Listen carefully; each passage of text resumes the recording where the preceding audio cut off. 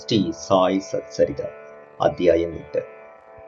இப்பொழுது முந்தைய அத்தியாயத்தில் குறிப்பிட்டுள்ளபடியே மனித வாழ்க்கையின் முக்கியத்துவத்தை பற்றி ஹேமந்த் பத் பலபட கூறிய பின்பு சாய்பாபா அவரது உணவை எங்களிடம் இருந்தார், எவ்வாறு பாயா ஜாபாயி அவருக்கு சேவை செய்தார், எவ்வாறு அவர் மசூதியில் தாத்திய கோதா பாணியுடன் பகல்ஸ்பதியுடனும் உறங்கினார், எவ்வாறு ராகேதாவை சேர்ந்த விஷால் சந்தை விரும்பினார்.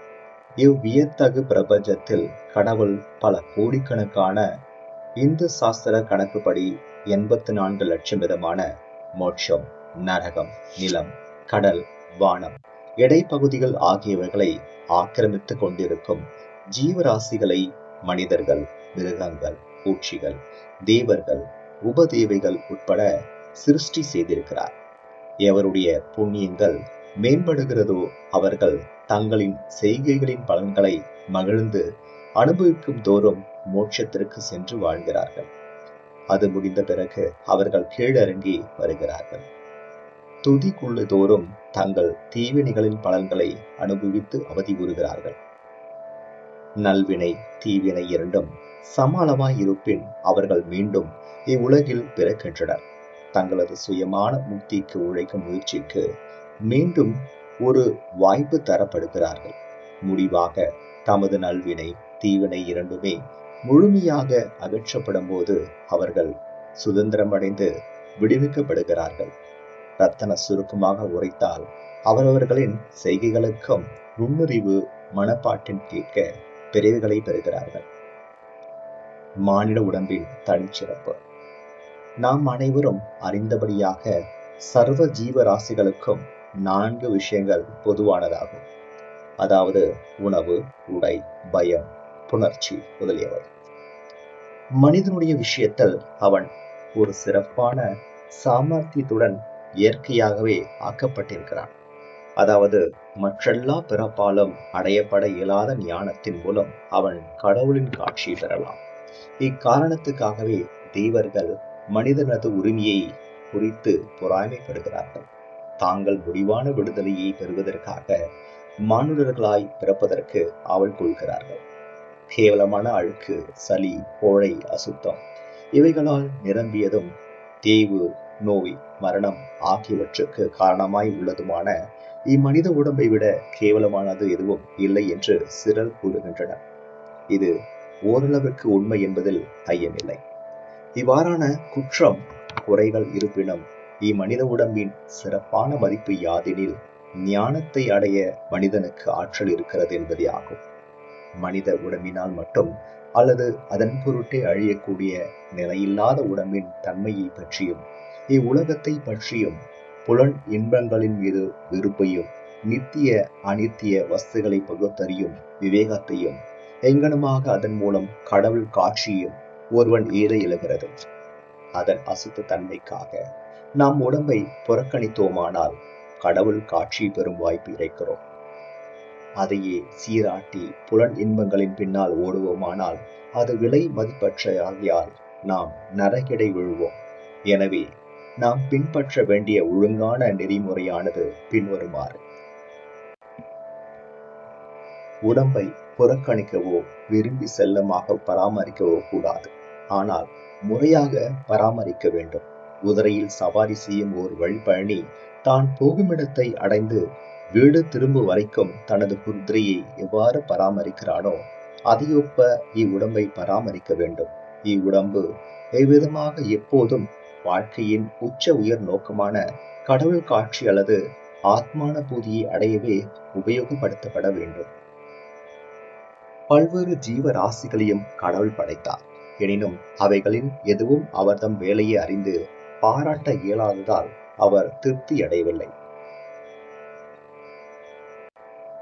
எனவே அவர் ஒரு சிறப்பான சாமர்த்தியமுள்ள ஜந்துவாக மனிதனை படைக்க வேண்டியதாற்று. ஞானம் என்னும் சிறந்த வரத்தையும் அளித்தார்.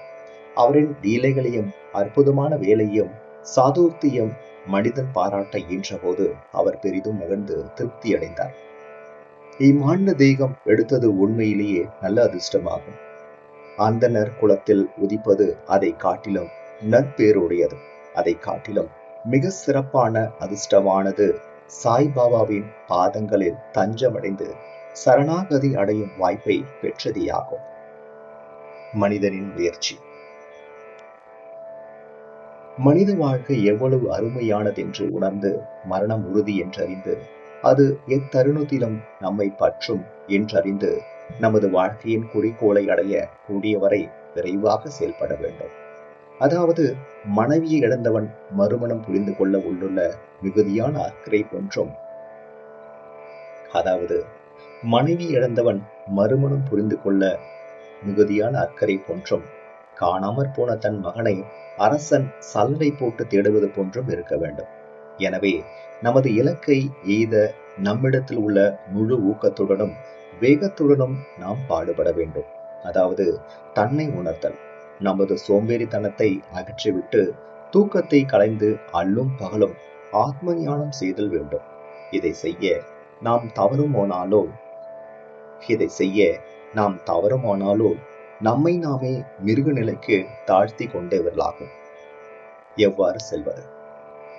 கடவுள் காட்சியை தாமே எழுதிய தகையமுள்ள ஞானி, முனிவர் அல்லது சத்குரு ஆகிய இவர்களை அணுகுவதே நமது குறிக்கோளை அடைய மிக சிறந்த பயன் அளிக்கக்கூடியதும் துரிதமான வழியாகும். மத பிரச்சாரங்களை கேட்டும் மத நூல்களை கற்று அடைய முடியாதவர்களை அம்மதிப்புமிக்க ஆன்மாக்களின் கூட்டுறவால் பெறலாம். சூரியன் மட்டுமே கொடுக்கும் ஒளியை மற்றெல்லா நட்சத்திரங்களும் சேர்த்தாலும் கொடுக்க இயலாததை போன்றே புனித நூல்கள் அனைத்தும் மத பிரசாரங்கள் அனைத்தும் சேர்த்து கொடுக்க இயலாத ஆத்ம விவேகத்தை சத்குரு நமக்கு அளிக்கிறார். அவரின் அசைவுகளும் சாதாரண பேச்சும் நமக்கு மௌன உபதேசத்தை நல்குகிறது. மன்னித்தல், அடக்கம், உடைமை, அவாவின்மை, தர்மம், உதாரண குணம், மனம், மெய் இவற்றின் கட்டுப்பாடு, அகங்காரமற்ற தன்மை முதலிய நற்பண்புகளெல்லாம் அத்தகைய தூய புனிதமான கூட்டுறவால் பயிற்சிக்கப்பட்டு அடியர்களால் அனுசரிக்கப்படுகின்றன. இது அவர்களது மனதை ஒளிப்படுத்தி ஞானத்தை நல்கி தன்னை உணரச் செய்கிறது. சாய்பாபா அத்தகைய முன்னேற்றத்தை அருளும் ஞானியல்லது சர்க்குரு ஆவார். பக்ரியை போன்று அவர் நடித்தாலும் அவர் எப்பொழுதும் ஆத்மாவிலேயே முற்றிலும் தன் வயப்பட்டிருந்தார். கடவுள் அல்லது தெய்வத்தன்மையை சர்வ ஜீவராசிகளுக்கும் கண்டு அவைகளை அவர் எப்போதும் அன்பு செய்தார். இன்பங்களால் அவர் உயரவும் இல்லை, துரதிர்ஷ்டங்களால் தாட்சி உறவும் இல்லை. அரசரம் ஆண்டியம் அவருக்கு ஒன்றே. எவருடைய கடைக்கண் பார்வை பிச்சைக்காரனியம் அரசனாக்க வல்லதோ அவர் ஷீரடியில் வீட்டுக்கு வீடு சென்று உணவை யாசிப்பது வழக்கம். அதை யார் எப்படி செய்தார் என்று இப்போது கவனிப்போம். பாபா உணவை இறத்தல். பாபா எந்த ஷீரடி மக்களின் வீடுகள் முன்னர் தன் ஒரு பிச்சைக்காரன் அப்போல் நின்று, ஓ அம்மா, ஒரு ரொட்டி துண்டு கூடு என்று கூவி அப்பிச்சையை ஏற்க தம் திருக்கரங்களை நீட்டி அருளினாரோ அவர்கள் ஆசீர்வதிக்கப்பட்டவர்கள். அவர் ஒரு கையில் தகர கோகலையும் மற்றொன்றில் லோடி என்ற சதுர துண்டும் வைத்திருந்தார். தினம்தோறும் சில குறிப்பிட்ட வீடுகளுக்கும் ஒரு வீட்டிலிருந்து மற்றொரு வீட்டிற்கும் பிச்சை எடுக்க சென்றார். திரவ ஆகாரமான சூப், காய்கறிகள், பால், மோர் முதலியவற்றை தகர கோவலையிலும், சோறு, ரொட்டி முதலிய திடப்பொருட்களை துண்டிலும் வாங்கிக் கொண்டார். பாபாவுக்கு தம் நாவு மேல் கட்டுப்பாடு உண்டாதலால் அது சுவையறிவதில்லை. எனவே பல்வேறு பொருட்களை ஒன்று கூட்டி ருசியை எங்களிடம் அவர் பொருட்படுத்த முடியும். துண்டிலும் தகர கோவலிலும் கொண்டு வரப்பட்ட எல்லா உணவுப் பொருட்களும் ஒன்று கலக்கப்பட்டு பாபாவால் அவர் மனம் நிறைவேதும் வண்ணம் பகிர்ந்து உட்கொள்ளப்பட்டது. சில குறிப்பிட்ட பதார்த்தங்கள் சுவையானவையாகவோ மாறாகவோ இருப்பினும் பாபா தமது நாக்கு முழுவதும் சுவை உணர்வையோ இழந்துவிட்டதை போல கவனிப்பதே இல்லை. பாபா மதியம் வரை பிச்சை எடுத்தார். ஆனால் பிச்சை எடுப்பது மிகவும் நியதி இல்லாத இருந்தது. சில நாட்களில் சில சுற்றுக்களை சென்றார். சில நாட்களில் பகல் 12 மணி வரையும் எடுத்தார். இவ்வாறு சேர்க்கப்பட்ட உணவு ஒரு சட்டியில் கொட்டப்பட்டது. நாய்களும் காக்கைகளும் பூனைகளும் அதிலிருந்து தாராளமாக சாப்பிட்டன. பாபா அவைகளை விரட்டியதே இல்லை. மசூதியை பெருக்கிய பெண்மணி 10 அல்லது 12 ரொட்டி துண்டுகளை தன் வீட்டுக்கு எடுத்து சென்றார். அவர் அங்கனம் செய்வதை யாரும் தடுக்க செய்யவில்லை. கனவில் கூட பூனைகளையும் நாய்களையும் கடும் சொற்களாலோ ஜாடைகளாலோ விரட்டி எறியாத அவர் எங்கனும் ஏழ்மையான திக்கற்ற மக்களுக்கு உணவை மறுக்க இயலும். அத்தகைய உயர் குணம் உடையவரின் வாழ்க்கை உண்மையிலேயே ஆசிகள் நிரம்ப பெற்றதாகும். ஷீரடி மக்கள் அவரை ஆரம்ப காலத்தில் ஒரு கேனை பக்ரியாக கருதினர். இப்பெயராலேயே அவர் அறியப்பட்டார். இரத்த பற்றியான சில ரொட்டு துண்டிகளை கொண்டு வாழ்ந்த அவர் எங்கனும் மதிக்கப்பட்டு மரியாதை செய்ய முடியும். ஆனால் இந்த பக்ரியோ உள்ளத்திலும் கையிலும் மிகவும் தாராளமானவராகவும் அவாவற்றராகவும் தர்ம சிந்தை உடையராகவும் இருந்தார். சித்திரமில்லாதவரும் இருப்பு கொள்ளாதவராகவும் புறத்தில் தோன்றினாலும் அகத்தில் உறுதி உள்ளவராகவும் நிதானம் உள்ளவராயும் இருந்தார். அவருடைய வழியோ அறிவை கெட்டாதது. இன்னும் அச்சிறு கிராமத்தில் கூட அன்பும் ஆசீர்வாதமும் உள்ள சிலர் பாபாவை பரமாத்மா என்றே உணரத் தொடங்கினர். அப்படிப்பட்ட ஒரு நிகழ்ச்சி கீழே தரப்பட்டுள்ளது. பாயா ஜாபாவின் உன்னத சேவை. தாத்யா கோதா பாடலின் தாயார் பாயா ஜாபாவி ஆவார். அவர் தினம்தோறும் மதியம் ரொட்டியும் காய்கறியிலும் அடங்கிய கூடையை தன் தலையில் வைத்துக் கொண்டு காடுகளுக்கு போவது வழக்கம். புதர் பூண்டுகளில் பல மைல் கணக்கில் அவ்வம்மையார் அலைந்து திரிந்து தேனை பக்கிரியை கண்டுபிடித்து அவர் பாதத்தில் விழுந்து அடக்கமாகும் அசைவில்லாமலும் தியானத்தில் அமர்ந்திருக்கும் அவர் முன்னர் இலையை விரித்து ரொட்டி காய்கறிகள் மற்ற உணவுப் பொருட்களை ஊதியவற்றை அதன் மேல் வைத்து அவரை பலவந்தமாக உண்பித்தார். பாயா ஜாபாவின் நம்பிக்கையும் சேவையும் வியக்கத்தக்கதாகும். ஒவ்வொரு நாளும் அவர் காட்டில் மதிய வேளைகளில் அலைந்து திரிந்து உணவை உண்ணும்படி பாபாவை வற்புறுத்தினார். அவருடைய சேவை உபவாசனை தவம் என்று எவ்வித பெயரிட்டு அதை நாம் அழைத்தாலும் இறுதி மூச்சு வரையிலும் பாபா அதனை மறக்கவில்லை. அவர் செய்த சேவையை முழுமையும் ஞாபகத்தில் கொண்டே பாபா அவரது மகனுக்கு அபாரமான அவளுக்கு உதவி செய்தார். தாய்க்கும் மகனுக்கும் அவர்களது கடவுளான பக்ரியின் மீது பெரும் அளவிற்கு நம்பிக்கை இருந்தது. பாபா அவர்களிடம் அடிக்கடி ஆண்டித்தனமே உண்மையான பிரபு தன்மையாகும், எனில் அது எப்பொழுதும் நிலைத்திருக்கிறது. புகழ்பெற்ற பிரபுத்தன்மை எல்லாம் நிலையற்றவை என்று கூறுவார். சில ஆண்டுகளுக்கு பின்னால் பாபா காட்டுக்கு போவதை விட்டுவிட்டு கிராமத்தில் வசிக்க தொடங்கினார். நமது உணவை மசூதியிலேயே உட்கொள்ள தொடங்கினார். அதிலிருந்து பாயா ஜாபாவின் காடுகளில் சுற்றி அலையும் தொந்தரவுகள் முற்று பெற்றன. மூவரின் படுக்கையிடம்.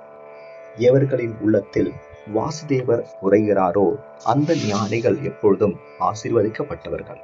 அத்தகைய ஞானிகளின் கூட்டுறவை பெறும் அதிர்ஷ்டமுடைய பக்தர்கள் ஆசீர்வதிக்கப்பட்டவர்கள். தாத்யா கோதை பாடில் பகத் மகள்ஸ்பதி என்ற அத்தகைய இரு அதிர்ஷ்டசாலிகள் சாய்பாபாவின் கூட்டுறவை சமமாக பங்கிட்டுக் கொண்டனர். பாபாவும் அவர்கள் இருவரையும் சமமாக நேசித்தார். இம்மூவரும் தங்கள் தலைகள் எல்லாம் கிழக்கு மேற்கு வடக்கு நோக்கி இருக்கும்படியும் தங்கள் கால்கள் எல்லாம் சந்திக்கும்படியும் மசூதியில் தூங்கினர். தங்களது படுக்கையை விரித்து அதன் மேல் படுத்துக் கொண்டு பல விஷயங்களை பற்றி அரைத்தடித்துக் கொண்டும் வம்பு பேசிக் கொண்டும் நள்ளிரவு நேரம் வரை படுத்திருப்பர். அவர்களுள் யாருக்காவது தூக்கம் அடையான் தென்பட்டால் மற்றவர்கள் அவரை எழுப்பிவிட வேண்டும். உதாரணமாக தாத்தியா புரட்டை விட தொடங்கினார். பாபாவுடன் எழுந்திருந்து பக்கவாட்டில் அவரை அசைத்து தலையை அழுத்தியும், மகள்சாபதி அவரை தூங்கினால் அவரை நெருங்கி கட்டி அணைத்தும் அவரது முதுகை பிடித்து விட்டும் கால்களை உதைத்தும் எழுப்பி விடுவார். இவ்விதமாக 14 முழு ஆண்டுகளும் பாபாவின் மீதுள்ள அன்பால் தனது வீட்டில் உள்ள பெற்றோரை விட்டுவிட்டு தாத்தியா மசூதியில் தூங்கினார். எத்துணை மகிழ்ச்சியும் மறக்க இயலாததுமான அத்தகைய நாட்கள். அவ்வன்பை எவ்வாறு அனுப்பது? பாபாவின் ஆசையை எங்கனம் மதிப்பிடுவது? தனது தந்தை காலமானதும் தாத்தியா குடும்ப பொறுப்பை ஏற்றார். பின்பு தமது வீட்டிலேயே தூங்க ஆரம்பித்தார். ராகாதேவை சேர்ந்த விஷால் சந்த் ஷீரடியை சேர்ந்த கண்பத் கோதா பாண்டிலை பாபா விரும்பினார். அதற்கு சமமாக ராகாதேவை சேர்ந்த சந்த் பட்ஷெட் மார்வடியும் விரும்பினார். இந்த சேட் காலமான பின்பு அவர் சகோதரர் புத்திரருமான விஷால் சந்தை அதற்கு சமமாக அல்லது அதற்கு அதிகமாகவே கூட அன்பு செலுத்தி அல்லும் பகலும் அவர் நலத்தில் கண்ணாய் இருந்தார். சில சமயங்களில் மாட்டு வண்டியிலோ அல்லது குதிரை வண்டியிலோ நண்பர்களுடன் பாபா ராகாதேவிற்கு செல்வார். அக்கிராமத்து மக்கள் பேண்ட் வாதி இசையுடன் வந்து கிராமத்தின் நுழைவாயிலில் பாபாவை வரவேற்று அவர் முன்னால் விழுந்து வணங்குவார்கள். பெரும் வியப்பொலிவுடன் விழா கோலத்துடன் அவர் கிராமத்துக்குள் அழைத்து செல்லப்படுவார். குஷால் சந்த் அவரை தன் வீட்டுக்கு அழைத்து சென்று வசதியாக ஆசனத்தில் அமர்த்தி நல்ல உணவளிப்பார். பின்னர் அவர்கள் சரளமாகவும் மகிழ்ச்சியுடனும் சிறிது நேரம் உரையாடிய பின் அனைவருக்கும் மகிழ்ச்சியும் ஆசியும் நல்கிவிட்டு பாபா ஷீரடிக்கு திரும்புவார். தெற்கே ராகாதேவுக்கு வடக்கே நீம்காவனுக்கும் இடையே சரியான மைய பகுதியில் ஷீரடி அமைந்துள்ளது. இந்த இடங்களுக்கு அப்பால் பாபா தமது வாழ்நாளில் சென்றதில்லை. அவர் எவ்வித ரயில் வண்டியும் பார்த்ததோ பிரயாணம் செய்ததோ இல்லை. எனினும் எல்லா வண்டிகள் வரும் புறப்படும் நேரங்கள் எல்லாம் மிக சரியாகவே பாபாவுக்கு தெரியும். தாங்கள் பாபாவிடம் விடை பெற்று கொண்ட போது அவரின் அறிவுரைகளின்படி நடந்தவர்கள் நன்மையடைந்தனர். அதை மதிக்காதவர்கள் பலவித துர்ச்சம்பவங்களுக்கும் விபத்திற்கும் உள்ளானார்கள். இதை பற்றியும் இன்னும் பல நிகழ்ச்சிகள் குறித்தும் அடுத்த அத்தியாயத்தில் காண்போம். குறிப்போம்.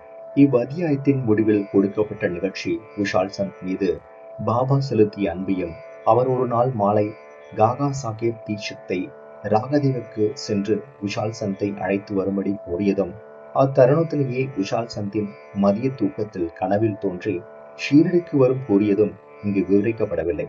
காரணம், பின்வரும் 30ஆம் அத்தியாயத்தில் அது விவரிக்கப்பட்டிருக்கிறது. ஸ்ரீ சாயியை பணிக. அனைவருக்கும் சாந்தி நிலவட்டும்.